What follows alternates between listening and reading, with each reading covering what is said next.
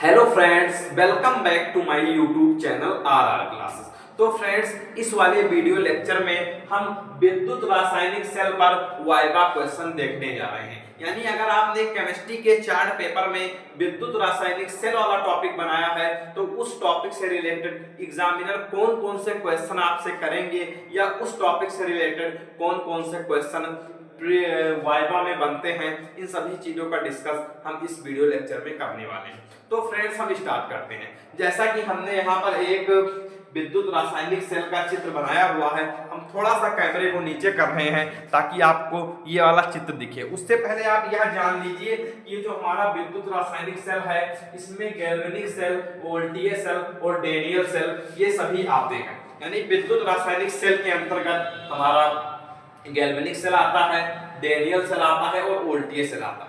अब हम कैमरे को थोड़ा सा नीचे कर रहे हैं ताकि आपको यह चित्र हम समझा सकें। चित्र आप एक बार देखिए और समझने का प्रयास करिए। हमने थोड़ा सा कैमरे को नीचे कर दिया है। अब देखिए, ये हमारा एक विद्युत रासायनिक सेल का चित्र है जिसको आप चार्ट पेपर में बनाए होंगे। थोड़ा सा बुक में डिफरेंट मिल सकता है तो आप उस तरीके से बनाए होंगे, लेकिन एक बार समझिए, बेसिक चीजें यही रहेंगी। यहाँ पर हमारा दो विलयन है। एक हमारा जिंक सल्फेट का विलयन है जिसको हमने एक पात्र में रख रखा है। दूसरे पात्र में हमने कॉपर सल्फेट के विलयन को रख रखा है। ठीक है, फिर हमने जिंक सल्फेट के विलयन में जिंक की एक रॉड लगाई हुई है।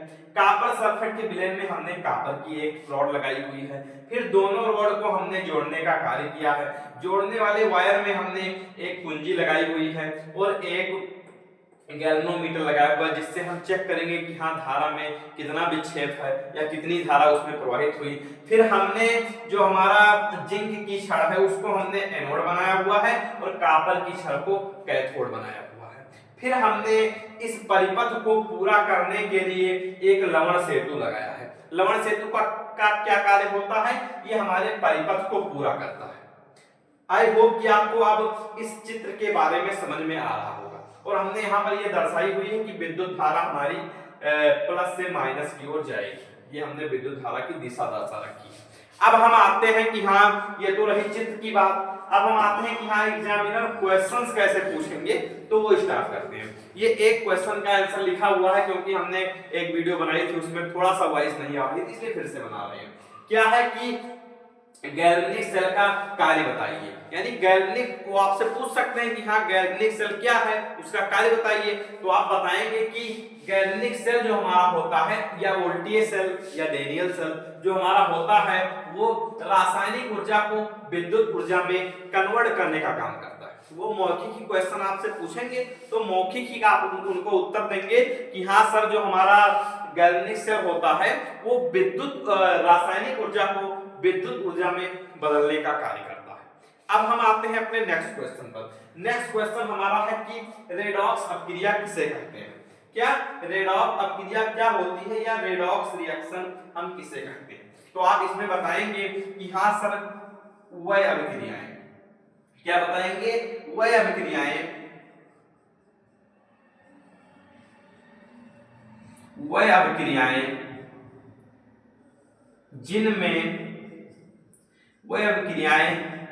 जिनमें ऑक्सीकरण, वे अभिक्रियाएं जिनमें ऑक्सीकरण तथा अपचयन, ऑक्सीकरण तथा अपचयन दोनों साथ साथ होता है, दोनों साथ साथ होता है, उसे रेडॉक्स रिएक्शन कहते हैं। इनमें दोनों साथ साथ होगा, उसे रेडॉक्स अपक्रिया कहते हैं। आप क्या बताएंगे कि हाँ सर, वह अभिक्रियाएं जिसमें ऑक्सीकरण तथा अपचयन दोनों साथ साथ होते हैं उसे हम रेडॉक्स रिएक्शन कहते हैं। हमने यहाँ पर लिख रखा है, आई होप कि आपको समझ में आ रहा होगा। नेक्स्ट मोस्ट इंपॉर्टेंट क्वेश्चन जो है वो है कि ऑक्सीकरण किसे कहते हैं।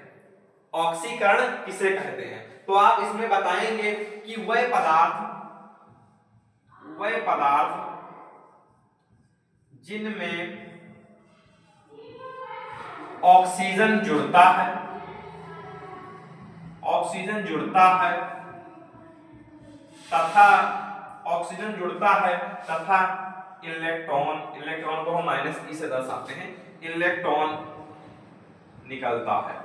वह पदार्थ जिनमें ऑक्सीजन जुड़ता है तथा इलेक्ट्रॉन निकलता है ऑक्सीकरण, ऑक्सीकरण कहलाता है, ऑक्सीकरण कहलाता है।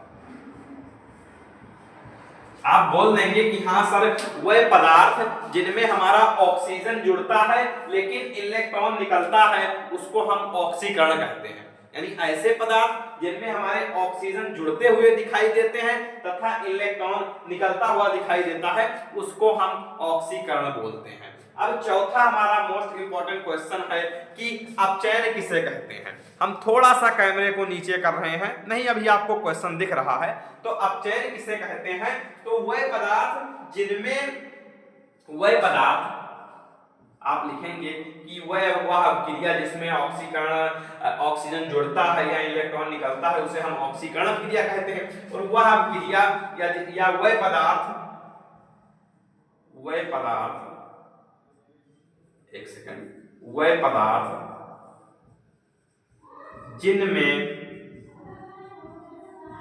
जिनमें ऑक्सीजन निकलता है, ऑक्सीजन निकलता है या वह अवक्रिया जिसमें ऑक्सीजन निकलता है, या आप पदार्थ की जगह पर अवक्रिया भी कर लीजिए। पदार्थ भी सही है, अवक्रिया भी सही है। वह अवक्रिया जिसमें ऑक्सीजन जुड़ता है या इलेक्ट्रॉन निकलता है उसे हम ऑक्सीकरण कहते हैं। पदार्थ की जगह आप अवक्रिया भी कर लीजिए। वह अवक्रिया जिसमें ऑक्सीजन जुड़ता है और वह अवक्रिया जिसमें ऑक्सीजन निकलता है तथा इलेक्ट्रॉन जुड़ता है, ऑक्सीजन निकलता है तथा इलेक्ट्रॉन जुड़ता है, वो हमारा अपचयन कहलाता है या अपचयन अभिक्रिया कहलाती है।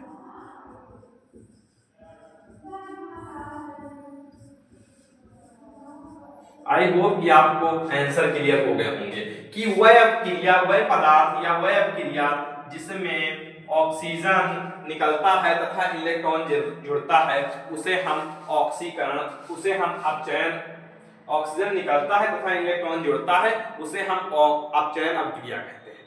आई होप कि आपको यहां तक सारे क्वेश्चन क्लियर हो गए होंगे। अब हम आते हैं अपने नेक्स्ट क्वेश्चन पर कि ऑक्सीकरण किस इलेक्ट्रोड पर होता है।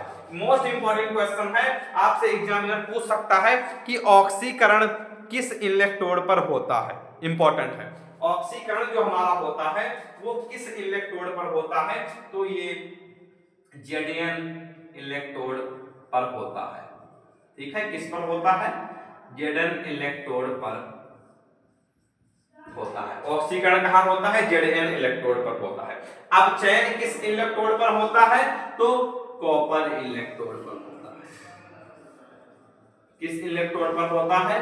कॉपर इलेक्ट्रोड पर हमारा अपचयन होता है। अब हम आते हैं ऊपर वाले क्वेश्चन पर जो कि हमारे ऊपर लिखे हुए हैं। कैमरे को थोड़ा सा हम नीचे कर रहे हैं, ऊपर कर रहे हैं।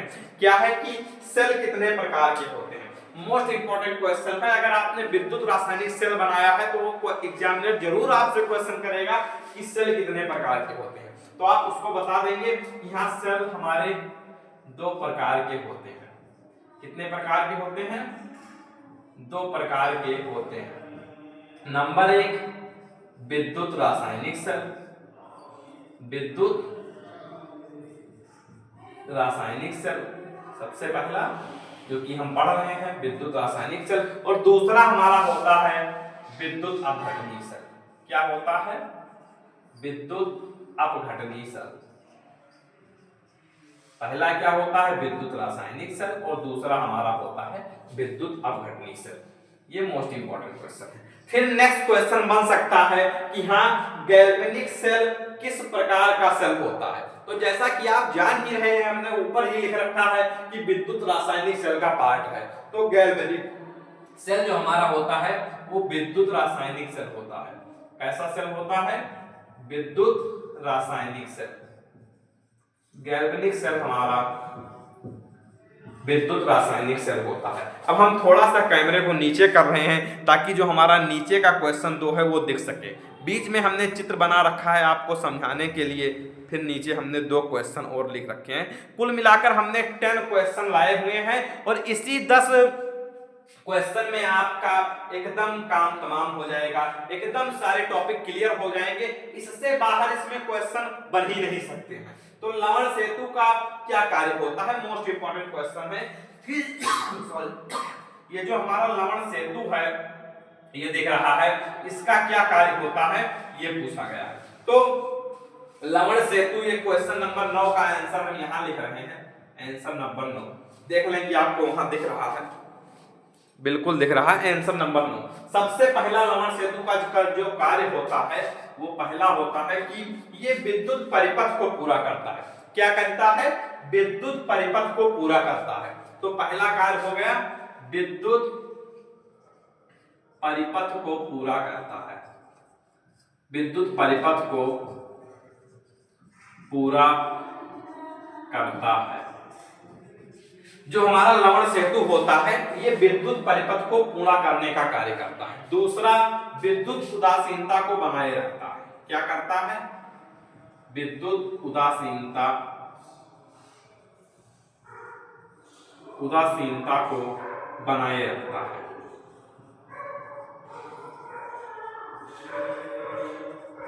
लवण सेतु के 2 कार्य हैं। पहला कार्य कि लवण सेतु जो हमारा होता है वो विद्युत परिपथ को पूरा करता है और दूसरा कार्य कि ये विद्युत उदासीनता को बनाए रखता है।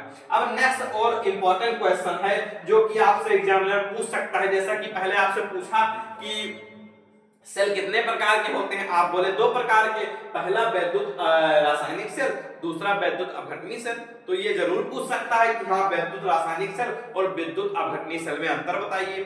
बहुत सरल अंतर है, हम इसको यहीं पर लिखे देते हैं, एकदम इंपॉर्टेंट है। क्या, आंसर नंबर 10, आंसर नंबर 10 हम ब्लैक पेन से यहां लिख रहे हैं कि जो हमारा विद्युत रासायनिक सेल होता है वो रासायनिक ऊर्जा को विद्युत ऊर्जा में बदलता है। क्या करता है, रासायनिक ऊर्जा को विद्युत ऊर्जा में बदलता है। क्या करता है, रासायनिक ऊर्जा को विद्युत ऊर्जा में बदलता है। थोड़ा सा कैमरा देखें, आपको दिख रहा है, हाँ दिख रहा है, थोड़ा सा उधर कर रहे हैं। ये कि जो हमारा विद्युत रासायनिक सेल होता है वो रासायनिक ऊर्जा को विद्युत ऊर्जा में बदलता है और जो हमारा विद्युत अपघटनी सेल होता है ये विद्युत ऊर्जा को रासायनिक ऊर्जा में बदलता है। क्या, विद्युत ऊर्जा को रासायनिक ऊर्जा में बदलता है। किसमें बदलता है, विद्युत ऊर्जा को रासायनिक ऊर्जा में बदलता है। यानी हमारे जो सेल 2 प्रकार के होते हैं, पहला विद्युत रासायनिक सेल। विद्युत रासायनिक सेल क्या करता है कि ये हमारा विद्युत ऊर्जा को रासायनिक ऊर्जा को विद्युत ऊर्जा में बदलता है और विद्युत अपघटनी सेल क्या होता है कि ये हमारा विद्युत ऊर्जा को रासायनिक ऊर्जा में बदलता है। यानी जिस सीक्वेंस में हमने यहाँ पर लिख रखा है उसी सीक्वेंस में अंतर बताया है। आई होप कि आपको अंतर समझ में आ गया होगा। ये दोनों सेल एक दूसरे के अपोजिट होते हैं। अब हम कैमरा को थोड़ा सा ऊपर कर रहे हैं, देन हमारे सारे क्वेश्चन हो गए। आप एक बार इन सभी का स्क्रीनशॉट कर सकते हैं।